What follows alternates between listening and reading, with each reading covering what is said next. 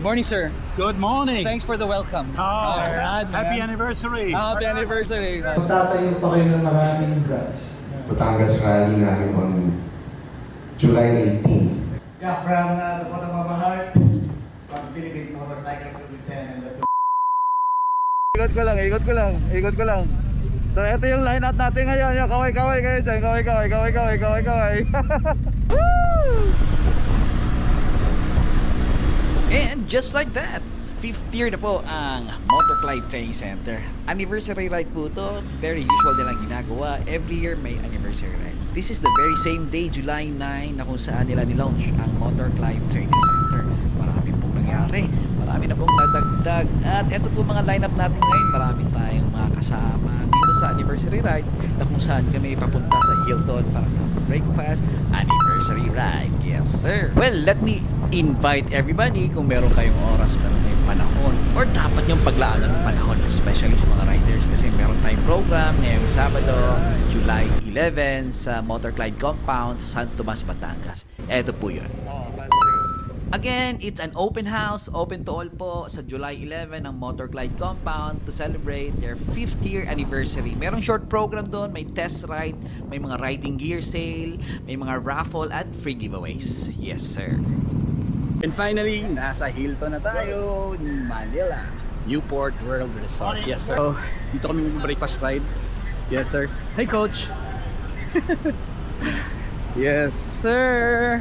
Good morning! Pinakamagandang dilag. Yes, sir. La Let's go! Pachela. Happy anniversary! Yes, sir. Motorclide! So, let's pack up. Let's get our things ready. Pasok tayo sa loob so we can have our breakfast. Ay, nako. Yes, sir. Ginahan mo ako eh.